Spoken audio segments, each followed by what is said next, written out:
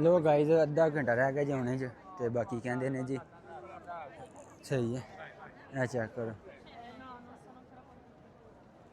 बस देखो हुण किन्नी देर होंदे ने इंतज़ार कर रहे हैं इत्थे इन्हां दा सही है मैं तुहानूं दूसरी साइड ते लैके जावां उत्थे हुण की कर रहे ने ए चेक करो इधर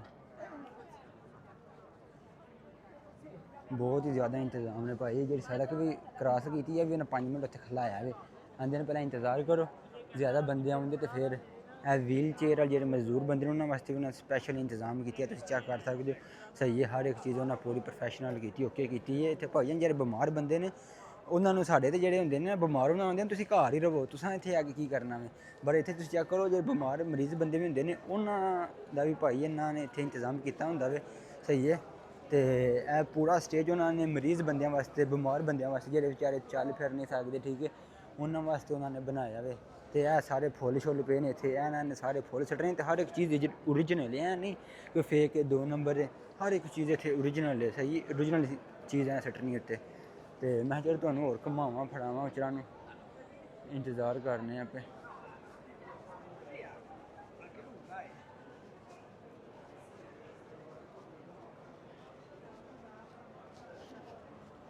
चेक करो सही हो गया हूँ फिर तुहानूं ओह्ली साइड से लैके चलने बस होने आह्ले ने यार जल्दी आ जान मैं स्हेई गल्ल गाई सुबह का सिर्फ पानी पीते अज सही है इन्होंने इतने फेसते फुसते ने अज इतने जेह्ड़ा वे दूसरे नंबर की कहते हैं काफ़ी बार वो भी हर चीज़ बंद है तो सिर्फ इतने फेसते की वजह तो अज हर एक चीज़ बंद है मुरतल जान दे कर्मा वाले पिछां जो इंज ना करो ए चेक करो भैया रूमा जे ठीक है वो देखो सामने कवरेज वाले भी सारे खड़ोते ने बंदे कैमरे लै के बक्खरे बक्खरे इत्थे भजन रश लग्गेआ हुण ओए अग्गां ओह् माई दा कम्म वे मोड़ दे विच खला के गल्लां समझांदी ऐ पिंड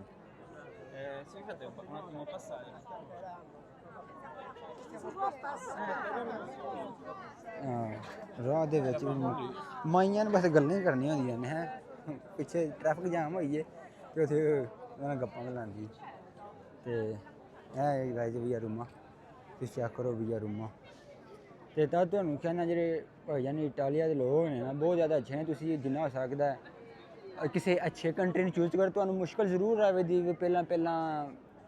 चीज़ां तुहानूं अचीव करने च हासल करने च मुश्किल जरूर चीज़ नूं औंदी है किसी भी मुकाम ते पढ़ने ते ना जिन्नी वड्डी तुहाडी सोच होवे जिन्ने वड्डे तुहाडे थाट होंदे उन्ना वड्डा तुहाडा हौसला उन्नी वड्डी भाईजान तुहाडे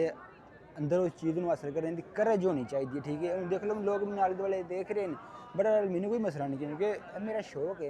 शौक के अंदर मुल्ल कोई नहीं तो ओह केह् हो गया है तो तुहानूं मिलने आं थोड़ी देर बाद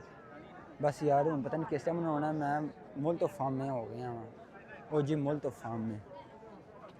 है चेक करो भैया रूमा